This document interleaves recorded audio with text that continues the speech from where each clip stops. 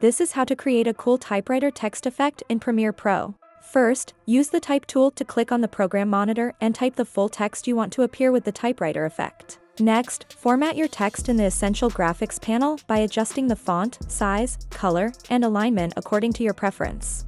Now, go to the effects and search for the crop effect. Drag the crop effect onto your text layer in the timeline. Select the text layer in the timeline and go to the Effect Controls panel to find the crop effect settings. Click the stopwatch icon next to the right crop setting. Set the initial right crop value to 100 to hide all the text.